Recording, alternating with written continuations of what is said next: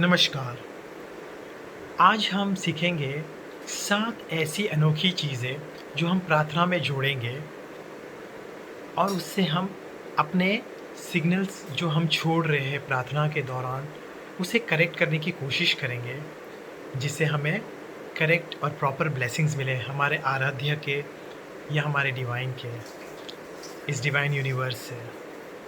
कैसे हम अपने प्रार्थना को लॉ ऑफ अट्रैक्शन के हार्मनी में और उसके लय में तन्मयता से जोड़े, वही हम आज सीखेंगे। बट अभी अंग बताने के पहले मैं एक छोटी सी स्टोरी या एक कहानी बताना चाहता हूँ। मेरे गांव में एक बाबा रहते थे, बड़े अनोखे, बड़े मस्तीखोर, बड़े कंजूस भी थे। और जब भी मैं उनसे प्रार्थना के बारे में पूछूं कि आप किन देवों को पूजते हैं, तो वो हमेशा कहते थे कि मैं तो भैया 33 कोटि देवताओं को ही पूजा करता हूँ। और मैं तब छोटा था और मैं हमेशा उनको कब पूछा करता था कि 33 कोटि देवता यानी कि कौन? तो वो कहते थे 33 कोटि यानी 33 करोड़। तो मैंने कहा कि आप इन देवों से क्या मांगते हैं? तो वो कहते थे कि मैं इन देवों से एक एक रुपया मांगता हूँ। यानी 33 कोटि देवता तो एक एक रुपये भी दे देंगे तो मेरे पास तो 33 करोड़ रुपए आ जाएंगे, और उस ज़माने में तो बहुत बड़ी रकम भी है। तो मुझे भी लगा, अरे वाह, ये अपने भारत के कल्चर में ही, सनातन भूमि में ही ऐसा हो सकता है कि 33 कोटि देवता थे। खैर, ये एक छोटा सा अनोखा इंसिडेंस याद है मुझे अभी भी बचपन का। ना ही 33 कोटि देवता यानी कि 33 करोड़ है, बट 33 तरह के देवता है, जो हमने अपने एक दूसरे वीडियो में बताया हुआ है, जिसकी लिंक यहाँ नीचे शेयर की गई है। परंतु जैसे जैसे मैं बड़ा होते गया, एक अ, बड़ी प्यारी चीज़ बाबा से मैंने सीखी, क्योंकि बाबा जैसे थे वैसे के वैसे ही रहे। अलबत्ता जैसे जैसे दिन बढ़ते गए तो उनकी स्थिति थोड़ी ज़्यादा दयनीय होते गए। तो ना कोई देव उनको प्रसन्न हुए, ना कुछ उनके जीवन में बदला। और फिर मैं सोचने लगा कि ऐसा क्या है कि कुछ लोगों के जीवन में जब वो प्रार्थना करते हैं तो उनकी प्रार्थना मानी जाती है, और कुछ लोगों के जीवन में प्रार्थना की कोई कृपा नहीं होती। और बस उसी सोच में लगा रहा, और धीरे धीरे धीरे मनन करता रहा, मेडिटेशन करते रहा। और फिर पता चला 7 ऐसे अनोखे राज, जिसे हम अगर प्रार्थना में जोड़ते हैं तो एक बहुत बड़ा फ़र्क आता है। क्योंकि हो क्या रहा है कि हम अपने जो सिग्नल्स छोड़ रहे हैं प्रार्थना के दौरान, उसे हम करेक्ट कर रहे हैं। अक्सर क्या होता है कि प्रार्थना में हम सिर्फ मांगते हैं, सिर्फ मांग रहे हैं। मतलब लिटरली, जैसे कि कोई गिन गिना के कोई कोई भीख मांग रहा है, कोई बस मांग रहा है, किसी ना किसी तरीके से हम सिर्फ मांग रहे हैं। और यदि एक ज़्यादातर लोगों की प्रार्थना हम देखते हैं, majority of people, I am not saying everybody, सभी की नहीं, बट मेजॉरिटी की अगर हम देखते हैं तो हम सिर्फ मांग रहे हैं। तो आज की हमारी प्रार्थना में होता क्या है कि 3 एम होते हैं। 3 एम क्या? एक तो मिथ्या, मोह और माया। तो मिथ्या में मतलब हम खुद ही क्लियर नहीं हमें चाहिए क्या, और क्योंकि हम क्लियर नहीं है, हमारे आत्मा क्लियर नहीं है कि हम सच में हमारे लिए क्या अच्छा है, हम कुछ भी मांग रहे हैं। दूसरा, जैसे ये बाबा मिथ्या में थे कि 33 करोड़ देव है, जबकि सच्चाई कुछ और है। तो उसी प्रकार से हम भी जुड़ नहीं पा रहे डिवाइन एनर्जी के साथ। क्या मंत्र पढ़ रहे, कैसा मंत्र पढ़ रहे, उससे हम, हमारे अंदर की प्रक्रिया क्या है, और हम उसे समझ पा रहे हैं मंत्रों के शब्दों को, उसकी फीलिंग्स को, उसकी एनर्जी को। बस लगे पड़े हम, न जानते हैं न कुछ, बस करते जा रहे हैं। तो we are definitely not in harmony. तो हम उसके लय में नहीं है, हम उसके साथ सुर में नहीं है। दूसरा एम है मोह का। तो बस कोई मांग रहा है अच्छे मार्क्स, तो कोई अच्छी स्वास्थ्य, तो कोई मांग रहा है अच्छी गर्लफ्रेंड या अच्छा बॉयफ्रेंड या अच्छा पति, अच्छा पत्नी या अच्छी गाड़ी। बस मोह की बातें मांग रहे हैं। जब भी हम मोह की बातें मांगेंगे तो हम अपनी लैंग्वेज से अपनी एनर्जी लेवल में अबंडेंस की बात नहीं कर रहे हैं। हम यह नहीं यूनिवर्स को बता रहे या डिवाइन एनर्जी को कि हमारे पास पर्याप्त मात्रा में कुछ चीज़ है। हम ये बता रहे हैं कि हमारे पास क्षीणता है, हमारे पास कुछ चीज़ बहुत कमी है, कोई चीज़ की कमी है। जब आप यह बता रहे यूनिवर्स को कि आपके पास कोई चीज़ की कमी है, तो आप वो वाला सिग्नल छोड़ रहे हो। तो इसीलिए हम कौन से सिग्नल छोड़ रहे हैं ये जानना बहुत बहुत ज़रूरी है। तीसरा एम है माया का। तो कभी कभी हम अपने लिए नहीं मांगते, तो हम मांगते हैं अपने स्नेहीजनों के लिए, प्रेमी जनों के लिए। वो भी एक प्रकार का मोह ही है। मोह में हम चीज़ें मांगते हैं, माया में हम लोगों को मांगते हैं।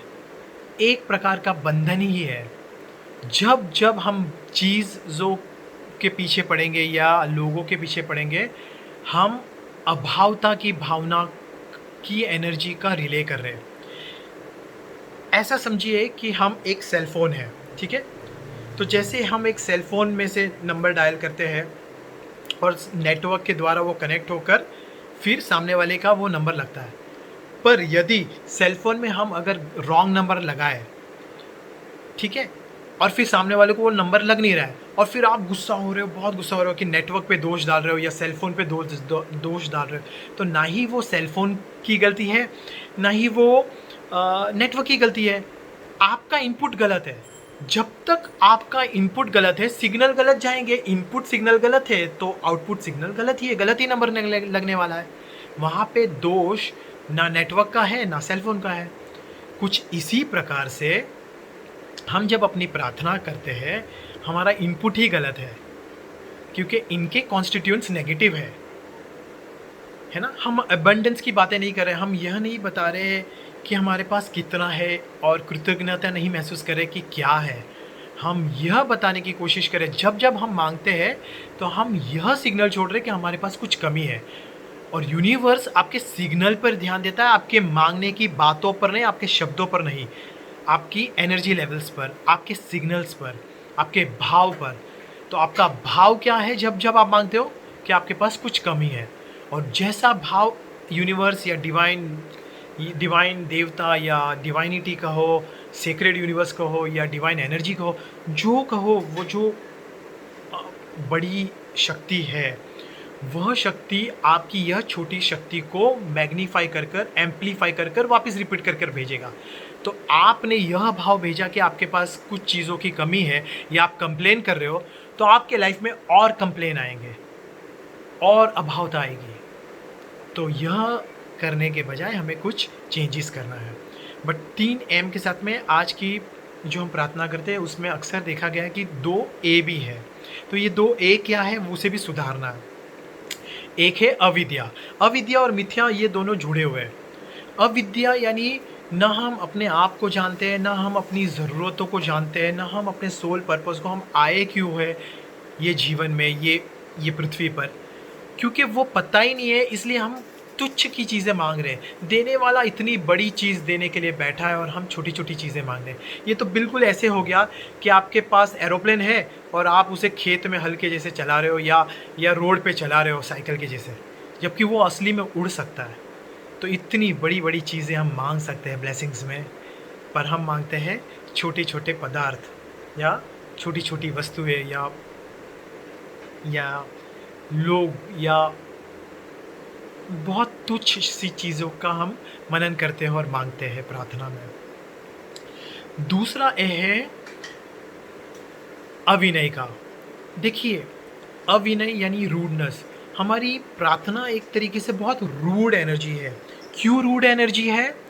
क्योंकि जब आपने किसी दोस्त को या अपने बच्चे को, प्रेमी जन को गिफ्ट दी है अच्छे से, और वो गिफ्ट देने के बाद वो प्रेमी जन आकर आपसे कृतज्ञता नहीं जताता, ठीक है, आपको थैंक यू नहीं कहता, और उसके बजाय वो आपसे और एक चीज़ मांगे। एग्जाम्पल ले लीजिए, आप आपकी गाड़ी में बैठे हो, आप ड्राइव करते जा रहे हो और सिग्नल पे कोई एक दीन हालत में एक भिखारी आए, आपको दया आ गई, आपने उन्हें कुछ पैसा दे दिया। तो बिना थैंक यू बोले वो भिखारी बोलता मुझे और दो और दो और दो, तो आपको गुस्सा आएगा। ठीक कुछ उसी तरीके से जब हम मांग रहे और कृतज्ञता व्यक्त नहीं कर रहे, तो हम बिल्कुल गलत सिग्नल्स छोड़ रहे, बिकॉज डिवाइन एनर्जी बिल्कुल जैसे हमें रूड फील होता है, तो वह एनर्जी भी बहुत सेंसिटिव है। तो उस एनर्जी को भी ये अपनी अविनयता या रूडनेस महसूस होती है, और फिर वो हम असुर के तरीके से बन जाते हैं, या we go in non harmony, we are not now any longer in harmony with divine energy.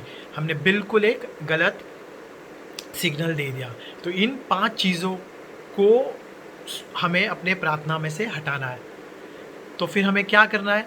तो जैसे कि सेल फ़ोन में आप अगर गलत नंबर दबा रहे थे, तो आपको क्या करना है? आपको सही नंबर देखना है और सही नंबर लगाना है। ठीक उसी तरह से हमें अपने सही कॉन्स्टिट्यूएंट्स या सही चीज़ों को प्रार्थना के साथ जोड़ना या प्रार्थना में जोड़ना है। तो चलिए फटाफट जल्दी हम देखते हैं कि ये क्या चीज़ है। तो 7 मुख्य चीज़ें हैं। हम देखते हैं आज के इस वीडियो में 7 चीज़ें, वैसे 12 बहुत इंपॉर्टेंट चीज़ें हैं, है ना? बट आज हम देखेंगे 7 इम्पॉर्टेंट चीज़, उसमें से 12 में से क्या है। तो 7 में से सबसे पहली चीज़, आपको अपने सिग्नल्स को सुधारना है। आप अपना जो भाव व्यक्त कर रहे हो प्रार्थना में, उसे आपको सुधार देना है। कैसे सुधारोगे? तो आपको प्रार्थना में सबसे पहले शुरुआत करनी है कृतज्ञता से, ग्रेटफुलनेस से। तो आपके पास जो है उस चीज़ के लिए आपको कृतज्ञता व्यक्त करनी है। You have to feel grateful for that. तो आप पूरे तन्मयता से अगली बार आप जिस देव के पास, अल्लाह के पास, जीसस के पास, प्रभु के पास, इष्ट देव, चाहे जो एनर्जी के पास आप अपनी प्रार्थना कर रहे हो, उनके पास आपको क्या करना है? सबसे पहली चीज़, opening line should be gratefulness, यानी कि थैंक यू कहना है सभी चीज़ों के लिए। एक शब्दों में कहना है या गिन कर महसूस कर हर एक चीज़ के लिए कहना है कि ये है ना। जितनी एनर्जी और जितना भाव आप बढ़ाओगे, उतनी स्ट्रॉन्ग एनर्जी आप अपने यूनिवर्स को छोड़ रहे हो, और डिवाइन यूनिवर्स उसको एम्पलीफाई कर सुन रहा है और एम्पलीफाई कर आपको ब्लेसिंग्स प्रदान करेगा। तो फर्स्ट थिंग, ग्रेटिट्यूड या कृतज्ञता हर चीज़ों के लिए, हर व्यक्ति के लिए। जीवन में आपके पास जो आपके स्नेही जन है, प्रेमी जन है, पेट्स है, जीव मात्रा है, पेड़ पौधे, खाना पीना, घर, गाड़ी, जो चीज़ें, सभी चीज़ों के लिए बहुत सेटिस्फाई फील करो, क्योंकि जैसे ही आप सेटिस्फेक्शन फील कर रहे हो, तो आप एक एबंडेंस की एनर्जी को छोड़ रहे हो, ना कि इम्पोवरिशमेंट की, ना कि ये यूनिवर्स को बता रहे हो कि आप दीन भिखारी हो। आप यह बैकअप बता रहे हो कि आप बहुत सेटिस्फाइड जीव हो, और सेटिस्फैक्शन की एम्पलीट्यूड छोड़ रहे हो, और वो जो करेक्ट सिग्नल आपने भेजा, उसे यूनिवर्स मल्टीफोल्ड टाइम्स या बहुत गुना मल्टीप्लाई कर आपको वापस देगा ही देगा।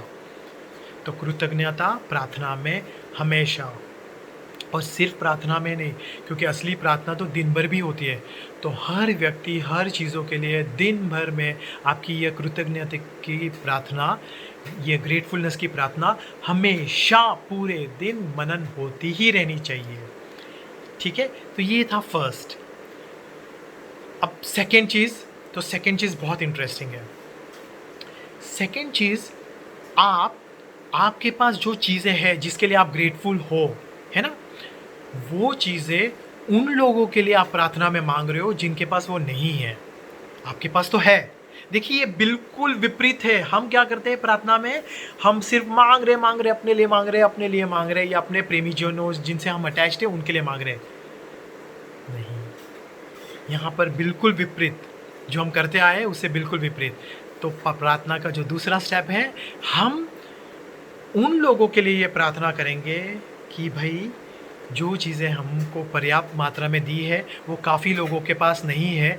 आप यह सारी चीज़ें पर्याप्त मात्रा में सभी लोगों को पूर्णतः से दीजिए। हे प्रभु, जिन लोगों के पास नहीं है वो उनके लिए उनको प्रदान करें। अब इससे क्या होगा? इससे आपने अपने एनर्जी में एक अट्यूनमेंट लाई, एक नया भाव जोड़ा। तो फर्स्ट वाले में आपने करेक्शन किया, है ना, ग्रेटिट्यूड से आपने करेक्शन किया। दूसरे वाले में आपने अट्यूनमेंट किया। देखिए मैं एक उदाहरण देता हूँ। मान लीजिए अ, आप या तो माँ हो या पिता हो, और आपके पास 2 बच्चे हैं, ठीक है? और आपने बड़े बेटे को एक छोटी-सी गिफ्ट दे दी, एक अच्छा खिलौना दे दिया, ठीक है? अब वो अगर आपसे सिर्फ़ वापस-वापस माँगने लगे, तो आपका कैसा भाव होगा? तो उस समय ऐसा सोचिए कि आप वो डिवाइन एनर्जी हो और वो बच्चा जो आपसे प्रार्थना कर रहा है ना? बट वह बच्चा जो बड़ा भाई है, बड़ा बच्चा, वो कहता है कि मम्मी मम्मी या पापा, आ, आपने ये जो खिलौना मुझे दिया है, मेरे छोटे भैया के पास तो नहीं है। आप प्लीज़ ये वाला खिलौना एक और ऐसा मेरे छोटे भैया को भी दिला दीजिए। है ना? कैसा लगेगा आपको अगर आप माता-पिता हो? कैसा होगा? बिल्कुल आपको जितना प्राउड और जितना पवित्र फ़ील होगा, सेक्रेड फ़ील होगा, वैसे ही डिवाइन एनर्जी को भी लगेगा कि मेरा पुत्र या मेरी पुत्री मुझसे कितनी कंपैशनेट है कि वो ऐसे माँग रही है कि जिनके पास नहीं है, मेरे जो भाई-बंधु के पास नहीं है, उनके लिए वो प्रार्थना करे। तो आप माता-पिता उसे और उसका स्थान आपके आपके हृदय में, आपके मन में, तन में बढ़ जाएगा, है ना? तो बिल्कुल वैसे ही आपका स्थान भी एनर्जी में बढ़ जाएगा प्रार्थना की। तो दूसरा पार्ट है अट्यूनमेंट का। आपने अपने आप के बजाय माँगने के बजाय, अपने लिए माँगने के बजाय, उन लोगों के लिए माँगा जिनके पास वो पर्याप्त मात्रा में नहीं है। तो सेकंड स्टेप ये है ना? तीसरे में आप अलाइनमेंट कर रहे हो। अलाइनमेंट कैसे करेंगे? तो तीसरा पार्ट है प्रार्थना का कि आप हर वो चीज़ों के लिए भी ग्रेटफुल फील करोगे जो आपके पास नहीं है। ध्यान देना, पहले आपने ग्रेटफुलनेस किसके लिए व्यक्त किया? कृतज्ञता किसके लिए व्यक्त की आपने? जो आपके पास है। अब आपने किसके लिए व्यक्त की? जो आपके पास नहीं है। जो जो चीज़ें आपके पास नहीं है, जो आप मांगना चाहते थे, वो आप मांग नहीं रहे हो। आप कृतज्ञता व्यक्त कर रहे हो कि ये चीज़ें मेरे पास नहीं है और मैं आपके लिए बहुत ग्रेटफुल हूँ। क्यों ग्रेटफुल हूँ? क्योंकि यह चीज़ें किसी और के पास है। तो जिन जिन लोगों के पास यह चीज़ें आपने दी हैं, उन लोगों के रिप्रेजेंटेटिव बनकर आप थैंक यू बोल रहे हो। शायद वो बोलना भूल गए रहेंगे, तो इससे आपने एक अलाइनमेंट लेके आया उनके लिए भी। Energy wise on a global level आपने अपना विस्तार किया और आपने स्वयं का भी विस्तार किया। तो आपने अपने पास जो चीज़ नहीं है उसे एक तरीके से आपने यूनिवर्स में अपनी विश रख दी, लेकिन भीख मांग कर नहीं।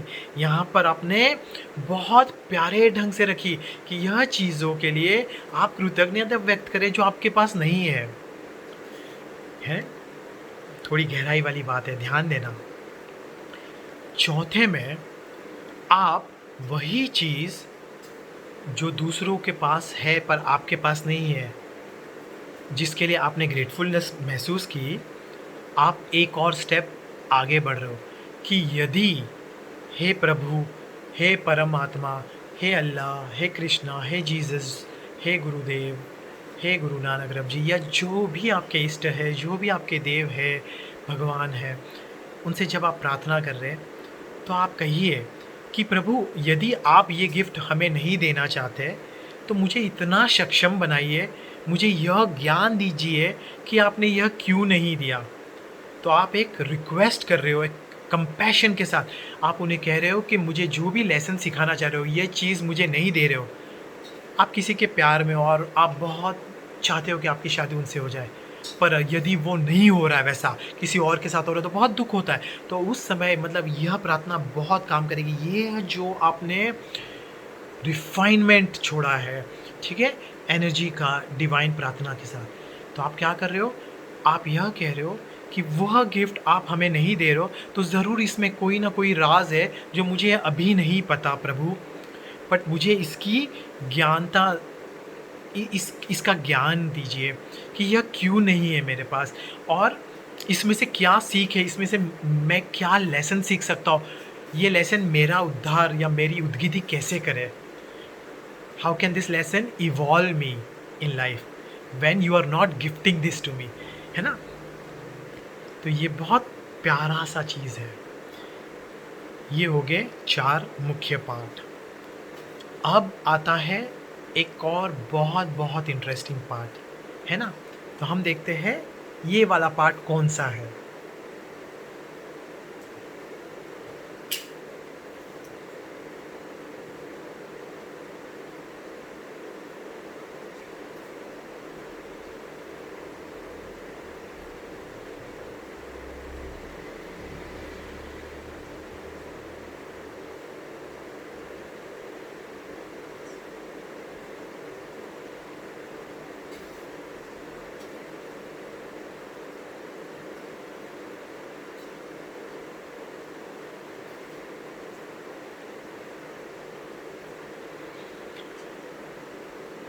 तो नेक्स्ट वाले पार्ट में आप क्या कर रहे हो, वह जो चीज़ वो आप बहुत चाह रहे हो, है ना?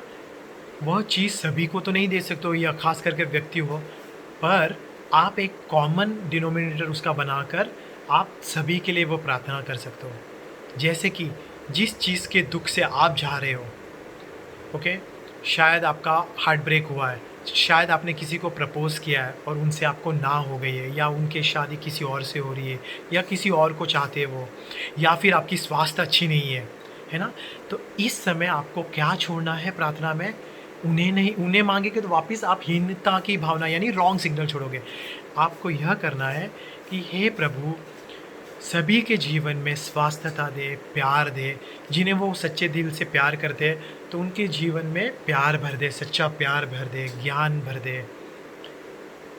जो चीज़ आप माँग रहे हो और ये आप जिन चीज़ों के पीछे हो, आप प्राप्त करना चाह रहे हो, उसका एक कॉमन फैक्टर बनाकर आप कॉमन जनरलिटी में सभी के लिए वो माँग लें। तो अगर आप कोई इलनेस से जा रहे हो या आपका कोई इलनेस में है, तो आप सबके लिए स्वास्थ्य माँगिए। आप सबके लिए पैसा माँगिए। अगर आप अ, एक कठिन स्थिति से जा रहे हैं, पॉवर्टी की, या दिन दारिद्र्य के जीवन है, तो आप सभी के लिए माँगिए वो चीज़। पर्टिकुलरली वो चीज़ जो माँग रहे हो, यहाँ पे ध्यान देना, वो चीज़ आप, वह एनर्जी सभी के लिए माँग रहे हो। हार्ट ब्रेक हुआ है तो आप क्या माँगोगे कि हे प्रभु, किसी के जीवन में हार्ट ब्रेक या ऐसा दुःख ना आए, सभी के जीवन में एक बहुत beautiful relationship, loving family, filled with love, सुख शांति, प्रभु ये सभी के जीवन में ये प्रदान करें। हुँ? ओके? अब इसके बाद आप क्या माँग रहे हो? यहाँ से एक बहुत इम्पोर्टेंट पार्ट हो रहा है। आप अभी यहाँ से इनसाइट माँग रहे हो। क्योंकि आप आपके भीतर की स्वयं के अंदर के अनुभव में अब आप जाना चाह रहे हो। क्योंकि प्रार्थना सिर्फ़ माँगने का खेल नहीं है। ये प्रार्थना बहुत पावरफुल टूल है, जिससे आपकी उद्गति, उत्थान, प्रार्थना आपको कहाँ से कहाँ पहुँचा सकती है अगर आपने ठीक से प्रार्थना की, आपके पर्सनल आंतरिक लाइफ़ में। ओके? यदि आप जो चाहते हो वो, बट सबसे इम्पॉर्टेंट वो आपको वो स्पिरिचुअल सेटिस्फैक्शन, वो स्पिरिचुअल अपलिफ्टमेंट, स्पिरिचुअल एवोल्यूशन दे बैठेगा, जो आपने कभी सोचा भी नहीं होगा। आप माँग रहे छोटी चीज़ें और वो ऐसा पर्याप्त आनंद, ऐसी ज्ञान, ऐसा विज़डम आपको दे बैठेगा कि आपको लगेगा ये सब दुनिया की छोटी-छोटी चीज़ों के पीछे आप पड़ोगे भी नहीं। तो यह सबसे इम्पोर्टेंट वाला फैक्टर है। यहाँ पे आप क्या माँग रहे हो प्रार्थना में कि हे प्रभु,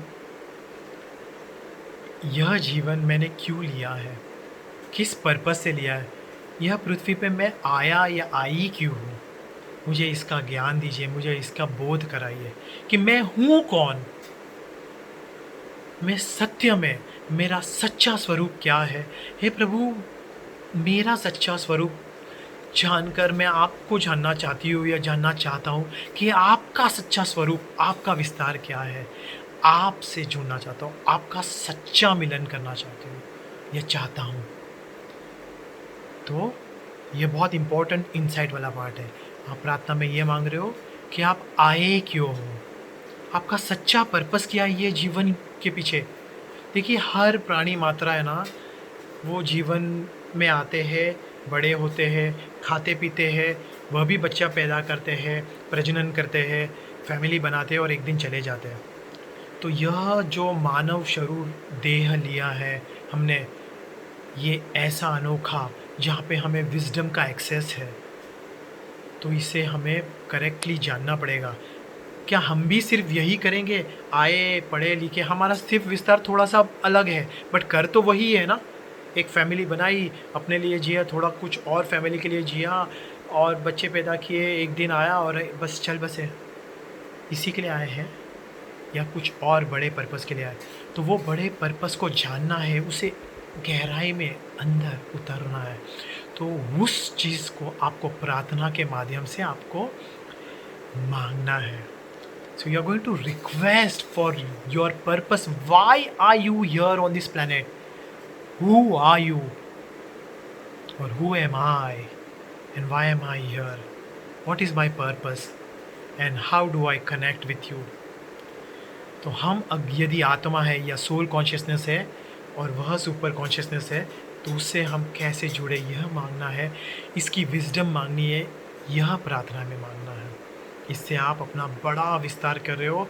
आप अपनी पूरी की पूरी रॉन्ग एनर्जी को आप करेक्शन करके करेक्टिव मोड में law of, not only law of attraction but law of abundance, law of infinite, law of attraction, law of essence, ये सभी के साथ जुड़ते हो। आप सभी के सभी स्पिरिचुअल लॉज के साथ में अलाइनमेंट में आते हो। इस सारे डिवाइन लॉज के साथ में आप जुड़ जाते हो। देखिए, ये ऐसा ही है बिल्कुल जैसे कि आप एक रेडियो में आप फाइन ट्यून करते हो। आपको जब तक वो गाना नहीं मिलता है जो जो रेडियो स्टेशन पे आपको आपका मन पसंद है, तब तक आप वो फाइन ट्यून करते हो। तो उसी तरह से आपको यहाँ पे भी रिफाइनमेंट करना है, तब तक कैलिब्रेट करना है, ट्यूनमेंट करना है आपकी प्रार्थना के द्वारा। सबसे फर्स्ट स्टेप प्रार्थना के द्वारा। यहीं से मेडिटेशन, यहीं से ध्यान, प्रत्याहार, बाकी की सारी चीज़ों का शुरुआत होगा। हम तो यहाँ तक कहते हैं कि आपकी डिटॉक्सिफिकेशन, आपका डाइट, आसन, प्राणायाम, बाकी सब विल फॉलो आफ्टर दिस। संस्वेद में यह सबसे इम्पॉर्टेंट स्टेप है। तो प्लीज़ ये वाला स्टेप, यह 6 चीज़ें जो हमने अब तक मांगी हैं, और फाइनली सातवीं, seventh one, very very important. सातवां हम क्या मांगेंगे? सातवां एक यूनिवर्सल, क्योंकि अब तक हमने कुछ अपनों के लिए मांगा, कुछ दूसरों के लिए मांगा, दूसरों के लिए थैंक्स कहा, कुछ अपनों के लिए थैंक्स कहा, कुछ स्पेसिफिक चीज़ें मांगी। बट अब हमें एकदम पूर्णतः से एक हायर एनर्जी के रेजोनेंस पे हमें अपनी प्रार्थना का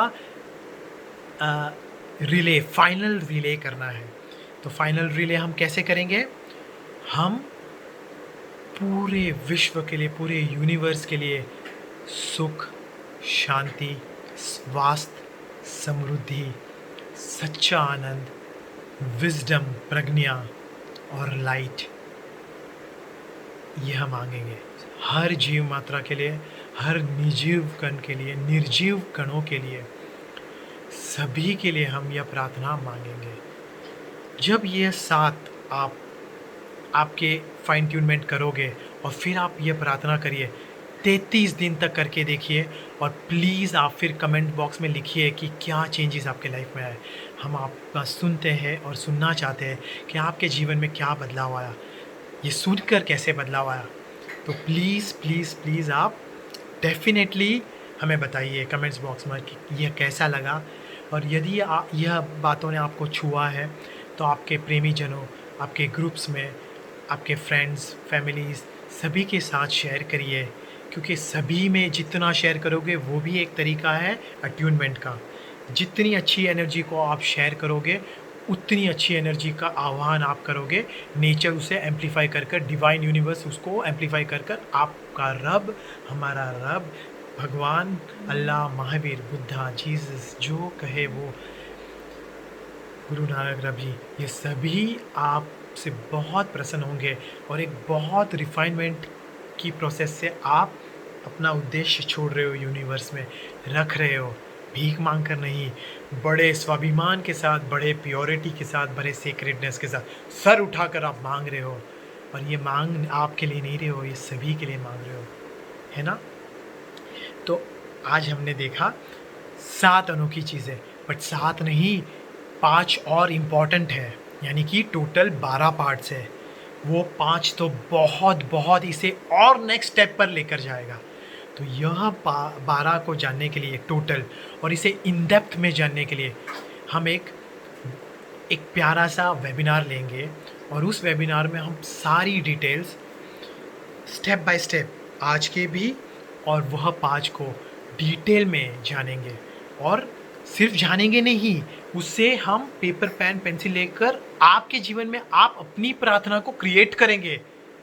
हम उस वेबिनार में स्टेप बाय स्टेप आज जो सीखा है उससे प्रत्यक्ष में कैसे मैनिफेस्ट करें, प्रत्यक्ष में कैसे हम उतारें, कैसी प्रार्थना हमने अपने लिए लिखनी है, अपने लिए, क्योंकि हर एक की एक अनोखी प्रार्थना होगी, है ना, एटलीस्ट इनिशियल 5 स्टेप्स।